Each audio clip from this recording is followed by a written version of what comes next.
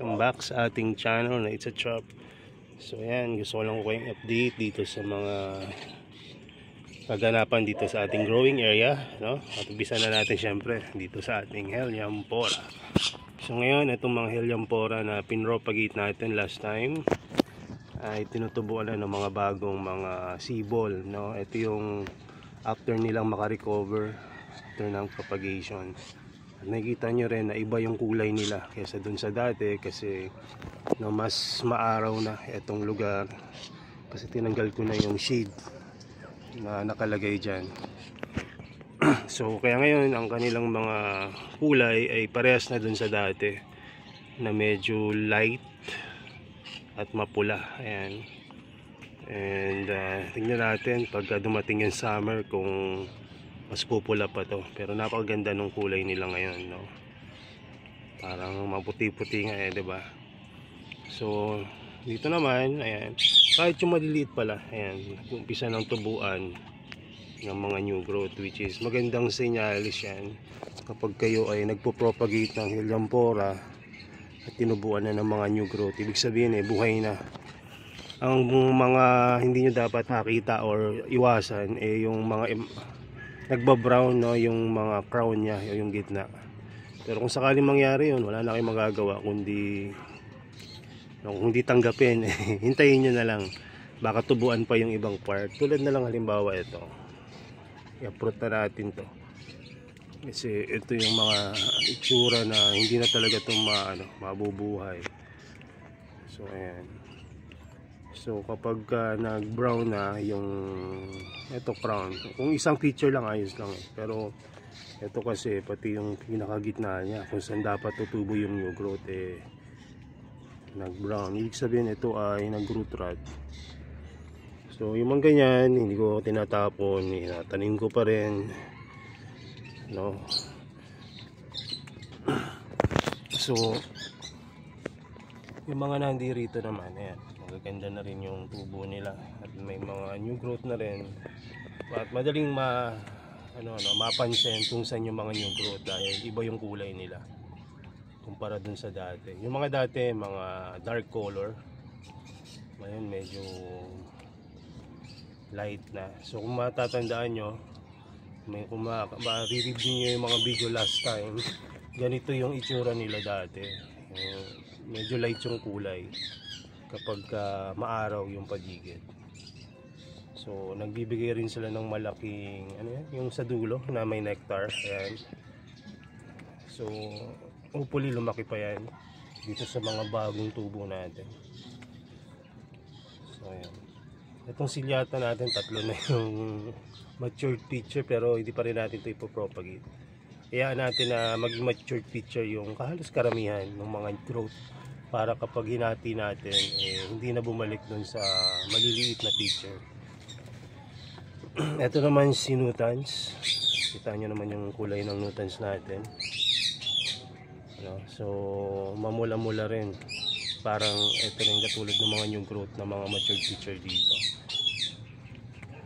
So sa kanya naman ganyan, mas mapula siya. Siguro malaki nga talaga yung yung factor na mas maliwanag na ngayon dito sa growing area. Yung mga nagpupula na sila kahit papaano. So ayun, pati itong mga padalawa-dalawang picture na may bagong tubo na rin, parang mga maputi nga. hindi ko alam kung matutuwa ako o kakabahan.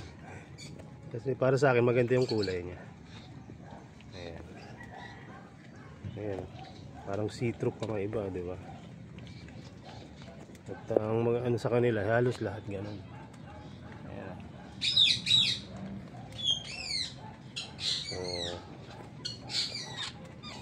So, itong kita rin dito. Ayan. Hindi ko alam, baka sa panahon din, sa weather. Kasi, kung mapapansin nyo dito sa variegated ko,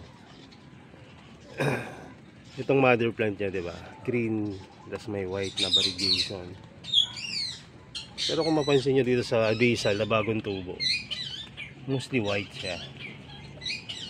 Tapos, pagdating dito, pure white na dahon. Oo, dun sa mga mayroong mga barigita dyan. Ano kayang ano dito, no?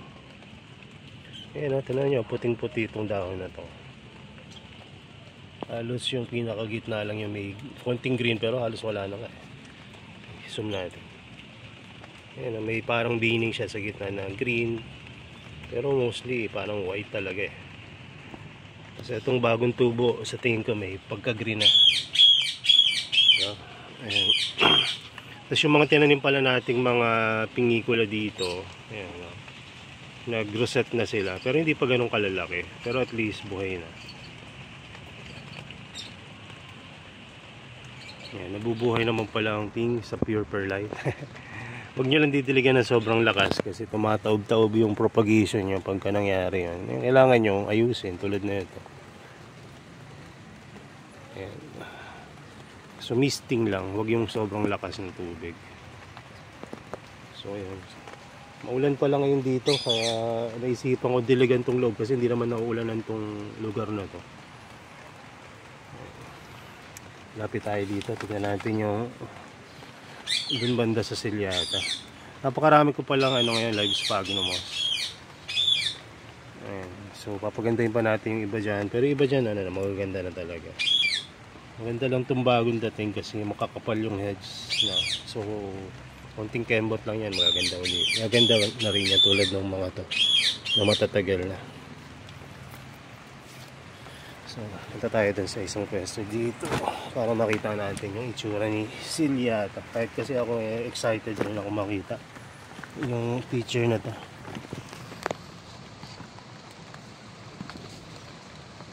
So, ayan. Itong si Silyata, medyo mabuhok yung picture niya.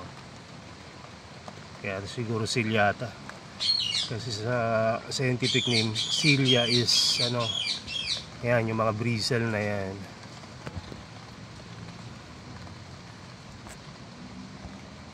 Ganda, no? Mabuhok. Ganda nga sana kung pumula pa to eh. Kaya ito na yung aasahan natin sa outdoor. Talagang hindi natin mapilit na sobrang liwanag eh. So ayan. Nung tumutubo pala tong bagong picture niya, naharangan niya na ito, kailangan kong ihiwalay silang dalawa. Kasi natatabingan niya to. Kumbaga, yung growth niya tumatabingi. Kaya yung picture niya, pansin niya medyo tabingi. Dahil yan dun, naharang siya ng isang smaller feature. So pwede nyo nang hindi galawin yun. Ako, ginalaw ko lang kasi baka ma-deform ng husto. So sayang naman, dalawa nga lang yung feature nito nung una na matured, no? Madi-deform pa isa. So ayan, may mga pwede na sanang ihiwalay dito, pero hintayin na lang natin na mag-matured na bago natin i-propagate. So ayan, tinubuan na rin itong na-damage natin na Helianthera. Tinubuan na rin ng mga new growth. Ayan.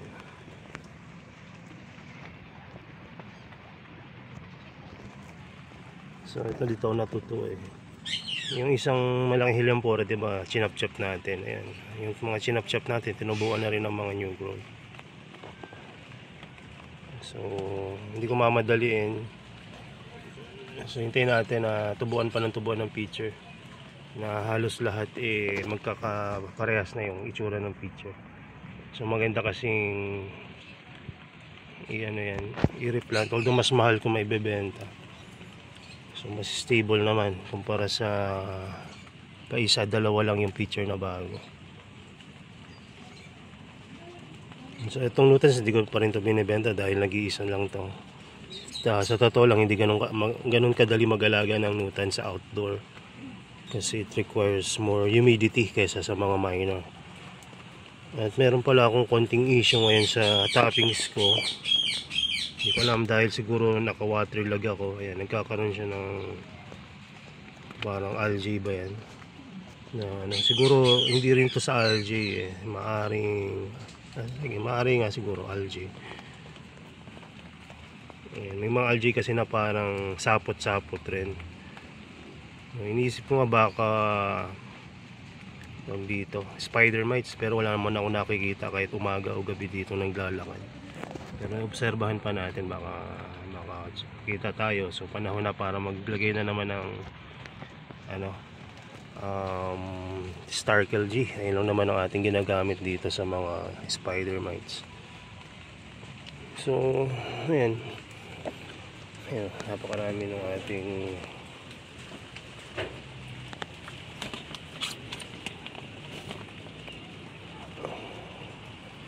sarap tumambay dito dahil yung hangin talagang filtered na filtered ng mga sphagnums. So ayan, dito pa sa ilalim yung mga bagong gawa ni Mrs. na propagation ng sphagnum. May dumating kasi na 20 kilos galing kay Ma'am Lucena. May sphagnum, ayan. So magaganda rin yung quality na galing sa kanya. So gandang quality ngayon kaysa nung nakaraan na kumuha ako sa kanya. Trade lang yun. So pero magaganda. So meron rin akong update sana dito sa labas. Kaya lang maulan ngayon eh. So silipin na lang natin. So itong mga feature plant natin dito, tinubuan ng mga basil, ang dami. Mula sa ilalim pataas. Wala naman ako nilalagay na iba dito na pataba. Hindi, ang difference lang nilabas ko sila sa mas maliwanag na area. So hindi lang yung mga nag-basil, pati itong Deriana natin. Ayan, may mga panahon siguro talaga nagbe-basil yung mga feature plant. Pero nakakatuwa lang talaga itong ano to? Ano bang feature plant? Parang lang to eh, gaya. Ayan, gaya lang yan. Pero ang daming basil. So hopefully ma-propagate natin yung mga basil na yan. Dahil kahit basic lang si gaya, maganda pa rin naman si gaya. Ayan yung ating growing area. Hindi ko na malapitan dahil medyo maulan.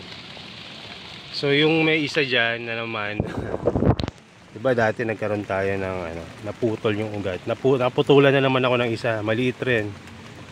So mukhang ewan ko kung kakayanin niyang mabuhay tulad nung isa natin, dahil yung una nating naputulan ng root system dyan seed grown, no? So etong bago pure Bicol Karata talaga. So yung pinaka dulo niya hindi pa nag-itim o nagba-brown.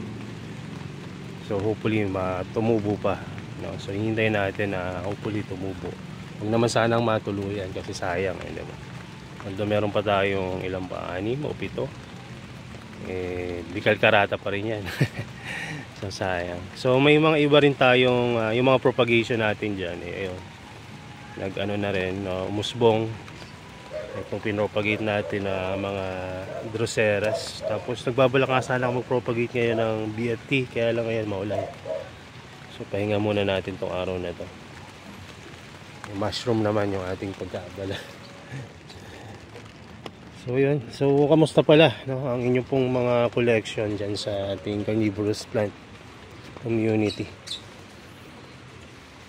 Noong nakaraan nakita ko yung damit ko ng Carnivorous Plant Society na galing kila Sir Milks. So kailangan pa natin magpapayat, medyo maliit yung na-acquire natin na damit, kahit na XL yata yung in-order niya. So pwede siguro yung pang jersey pa nagbabike. So ayan, ito naman sa ating bag, no, wala naman ako nakikitang mga problema. Actually, itong bago natin wala naman talagang issue sa medium. Ito lang nasa mababa. Siguro dahil lagi nababasa, no? So, tignan natin kung kailangan natin lagyan ng pesticides. Pero hanggat maaari, huwag na natin lagyan ng pesticides. Ang ganda naman ng tubo nila. Siguro ang gagawin ko na lang dito, papalitan ko ng toppings. Kung konti lang naman ng toppings yan. Pag tinanggal natin, wala pang isang tray yan. So palitan lang natin ng bago. At marami pa pala akong perlite, kala ko paubos na. So may dalawang sako pa tayong perlite. May isang bawas na konti at may isang buo pa. So marami-rami pa tong perlite na to, kaya pwede natin ulitin tong isang bag na to na maliit. Baka ipalit ko dyan mas matangkad na planter. Meron tayo dito, kung naalala nyo yung dilaw. Saan na ba yun? So ayun na lang ilagay natin. Siguro mas malaki ng konti dito. Hindi nga lang ganun kaganda yung kulay dahil puti na to, pati itong ilalim, tas dilaw yung bag. Pero ganun pa man, no? Para sa mga halaman naman eh. Hindi na for aesthetic. So ayan. So ito pala, no, yung mga BFT natin na seed grown. Buhay pa rin hanggang ngayon. May mga ilang pumanaw pero ayan, buhay pa rin naman yung iba. Ilapit nga natin para makita nyo. Malapitan. Ayan. Lagyan natin dito sa medyo maliwanag. So ayan o. May mga red cultivar din. May mga green. So hindi naman ganun karami yung nag-survive, pero hopefully tumuloy itong mga ito. May inisip nga ako ngayon na ibalik yung dating medium na ginagamit natin sa mga BFT na mga stress. Ito hindi naman stress, kaya lang yung medium kasi na yun mabilis makapagpalaki ng BFT.